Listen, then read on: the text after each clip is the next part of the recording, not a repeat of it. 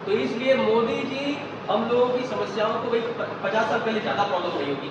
आज हमारे आपके सामने उतनी प्रॉब्लम नहीं होती है। उनके सामने ऐसी बहुत सारे लोग प्रॉब्लम थी जो मोदी झेली थी। 2 मीटिंग का खाना नहीं मिलता था। आपको शायद मोदी जी ने कर दिया कि हर घर में खाना पहुंच पा रहा है, जो मुफ्त राशन की वजह से। तो ये सारी समस्याएं उन्होंने देखी थी, तभी उसका वो निदान कर रहे हैं। तो आप ये समझिए कि ऐसा नेता दोबारा नहीं मिलेगा। मोदी जी की टीम में गडकरी जी है, इंफ्रास्ट्रक्चर मैन ऑफ इंडिया। तो उन्होंने इतना काम कर दिया पूरे देश में। और ठीक उसी तरह अपने डॉक्टर महेंद्र पांडे उत्तर प्रदेश सरकार में जब मंत्री रहे, तो चाहे सैदपुर के रहे वो या फिर जहां जहां उनको मौका मिला, उन्होंने वहां पे नहीं काम किया, प्रदेश के अन्य क्षेत्रों में भी अपने मंत्रालय से काम करवाया।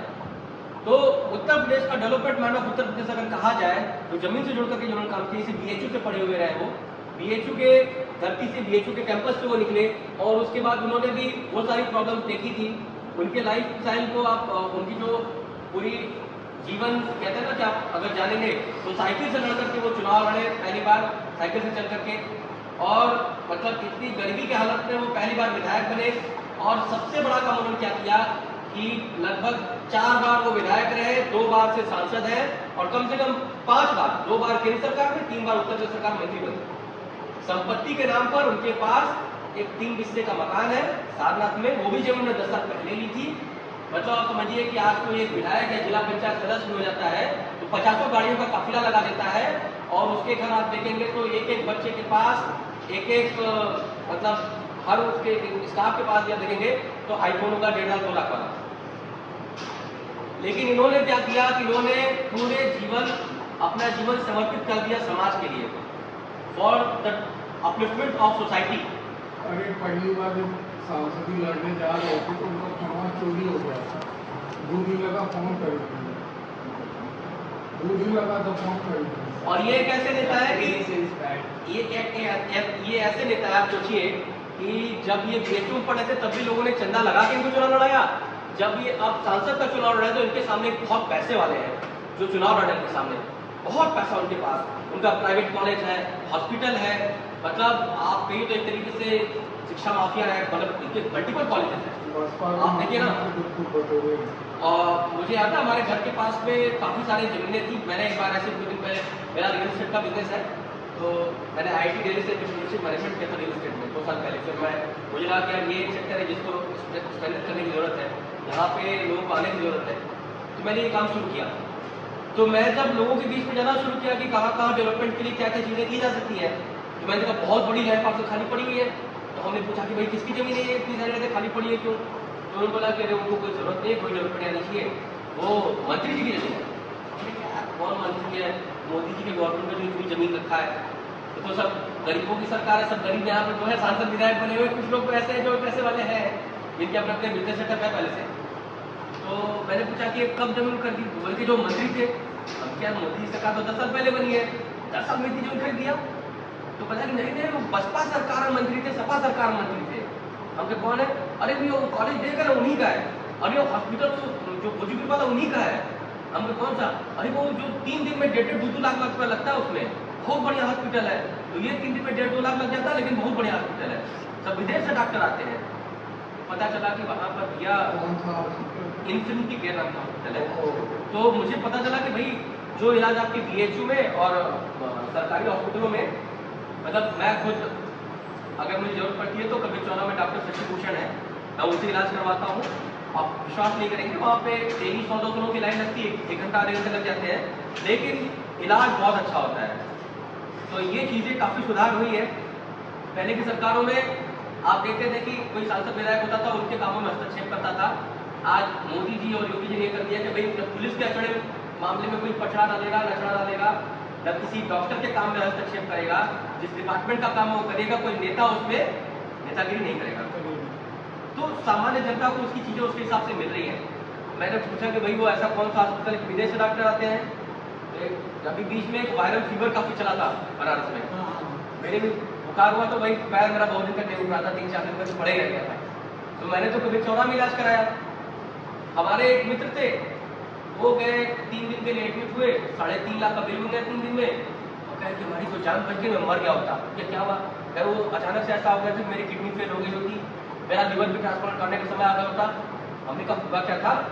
बोले मेरा पैर नहीं उठ रहा था, शरीर नहीं काम कर रहा था। यार तो मुझे भी हुआ था, ये दिक्कत तो सबको हुई थी। तो लेकिन डॉक्टर ने बताया कि पूरा मल्टी ऑर्गन फेल्योर हो गया होता। हमने कहा यार वो तो बचाव कर लिए, आपको सरकारी हॉस्पिटलों में लोगों का इलाज हुआ और सक्सेसफुल हुआ, कहाँ चले गए थे तुम? अरे मंत्री जी का हॉस्पिटल है। हम क्या मंत्री जी डॉक्टर है तुम्हारे इलाज करेंगे? क्योंकि नहीं बढ़िया बढ़िया डॉक्टरों को बुलाते हैं, बढ़िया बढ़िया डॉक्टरों को बुला करके जो आपका इलाज 500 रुपए में 5 लाख में करते हैं।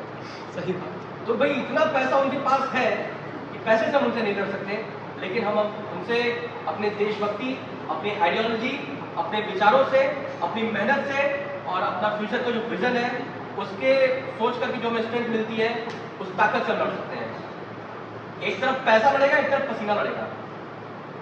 हमें चूज करना है कि हमें देश को आगे ले जाने वाला चाहिए, अपने घर को आगे ले जाना चाहिए। तो हमें तो वो चाहिए। उन्होंने कुछ दिन पहले कमेंट किया था कि ये महेंद्र पांडे ऐसे नेता है कि जिनके ना आगे ना था ना पीछे पगा, इनकी कोई औलाद नहीं है, ऐसा वैसा स्टेटमेंट दिया उन्होंने। तो उन्होंने आप समझिए कि इतना बड़ा काम किया है। उन्होंने कहा कि चंदौली की हर एक जनता मेरा परिवार है। तो हमें ऐसे नेता चाहिए ना कि जो हमें आपको अपना फैमिली समझते हैं। हमको नहीं चाहिए ऐसा कोई जो अपना स्कूल बनाने में बिजी रहे, अपने हॉस्पिटल खोलने में बिजी रहे, मल्टीपल बिजनेस के कोल माइंस है, क्या क्या है, मतलब हमें तो इतना पता ही नहीं है। पता करने जाएंगे तो इतने बिजनेस होंगे ना कि हम आप सोच नहीं सकते। जैसा हम फिल्मों में देखते थे साउथ की मूवीज में कि बड़े बड़े वो पैसे वाले माफिया हुआ करते थे, पैसे वाले वो इलेक्शन लड़ते थे, तो आज का इलेक्शन वैसा ही हो गया है, बहुत पैसे वाला आपके सामने खड़ा है। तो हमें चूज करना है कि development mind of Uttar Pradesh जो है हमें वो चाहिए। ये लोग 5 साल गायब होते हैं, पैसा कमाते हैं, फिर चुनाव लड़ने आ जाते हैं और चाहे जिस पार्टी से आ जाएंगे। इनको पार्टी आइडियोलॉजी से मतलब मिलता है। पिछली बार बसपा से लड़ते, उसके पहले कांग्रेस से लड़े थे, इस बार सपा से आ गए। ऐसे लोग हमें नहीं चाहिए। हमें कम से कम भाई हमें तो वो चाहिए ना जो हमें चेहरा दिखाने वाला नहीं चाहिए, हमें काम करना होना चाहिए। तो मुझे लगता है कि अब आप लोग जो जो चीज़ें बताएंगे उन चीज़ों पे हम जो डेटा निकालेंगे, जरूरत होगी हम निकालेंगे तो उस पर काम किया जाएगा। अब आप लोग मैं चाहूँ कि आप लोग कुछ बोलिए इस पर। मैं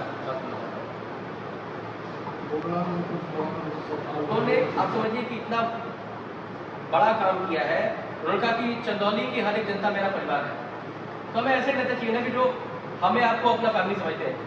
हमको नहीं चाहिए ऐसा कोई जो अपना स्कूल बनाने में बिजी रहे, अपने हॉस्पिटल खोलने में बिजी रहे, मल्टीपल बिजनेस के कोल माइंस है, क्या क्या है, मतलब हमें तो इतना पता ही नहीं है। पता करने जाएंगे तो इतने बिजनेस होंगे ना कि हम आप सोच नहीं सकते। जैसा हम फिल्मों में देखते थे साउथ की मूवीज में कि बड़े बड़े वो पैसे वाले माफिया हुआ करते थे, पैसे वाले वो इलेक्शन लड़ते थे, तो आज का इलेक्शन वैसा ही हो गया है, बहुत पैसे वाला आपके सामने खड़ा है। तो हमें चूज करना है कि development mind of Uttar Pradesh जो है हमें वो चाहिए। ये लोग 5 साल गायब होते हैं, पैसा कमाते हैं, फिर चुनाव लड़ने आ जाते हैं और चाहे जिस पार्टी से आ जाएंगे। इनको पार्टी आइडियोलॉजी से मतलब मिलता है। पिछली बार बसपा से लड़ते, उसके पहले कांग्रेस से लड़े थे, इस बार सपा से आ गए। ऐसे लोग हमें नहीं चाहिए। हमें कम से कम भाई हमें तो वो चाहिए ना जो हमें चेहरा दिखाने वाला नहीं चाहिए, हमें काम करना होना चाहिए। तो मुझे लगता है कि अब आप लोग जो जो चीज़ें बताएंगे उन चीज़ों पे हम जो डेटा निकालेंगे, जरूरत होगी हम निकालेंगे तो उस पर काम किया जाएगा। अब आप लोग मैं चाहूँ कि आप लोग कुछ बोलिए इस पर। मैं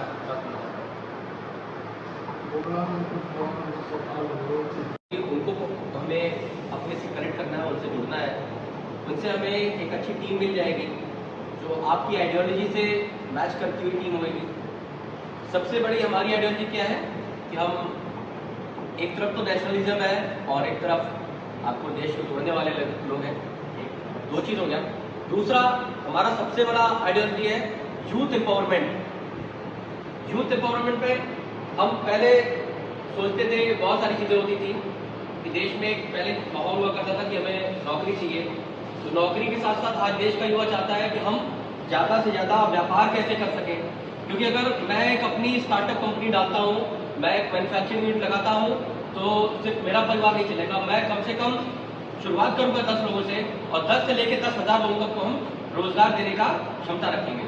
आप देखिए बड़ी से बड़े देश की जो अर्थव्यवस्था है वो तभी सक्सेसफुल होती है जब हर एक घर में एक बड़ा व्यवसाय निकलता है। और व्यवसाय का मतलब वो केवल ऐसा सेठ जी वाला नहीं, आप एक मैन्युफैक्चरिंग यूनिट अलग अलग सेक्टर्स में लगाएंगे, आप सर्विसेज प्रोवाइड करेंगे, चाहे वो मैन पावर सर्विसेज हो या फिर, तो 10 में से एक बंदा भी इस तरीके से स्टेप लेता है तो बहुत बड़ा चेंज होगा वो। और उसके लिए मोदी जी क्या कर रहे हैं, आपको हर एक तरीके से अलग अलग तरीके से, मतलब आपको ट्रेनिंग चाहिए वो दे रहे हैं, फंडिंग चाहिए वो दे रहे हैं, इन्वेस्टर चाहिए वो दे रहे हैं, मार्केट चाहिए वो दे रहे हैं, कस्टमर चाहिए वो दे रहे हैं। फिर आपको क्या चाहिए, जो चाहिए गवर्नमेंट वो दे रही है, बस हमें अपने लोगों को गवर्नमेंट के साथ जोड़ने की जरूरत है। मैं आपसे कह रहा हूं कि ऐसी सरकार दोबारा इस देश में बने, हम चाहते हैं फिर से कि मोदी के बाद भी ऐसे पीएम बने, लेकिन फिलहाल आज से पहले ऐसा कभी नहीं हुआ था। कोई एक उस क्लास के बारे में सोचे, क्योंकि मोदी जी उस कम्युनिटी से, उस क्लास से निकल के आए हैं जिन्होंने ये सारी प्रॉब्लम्स देखी थी। वो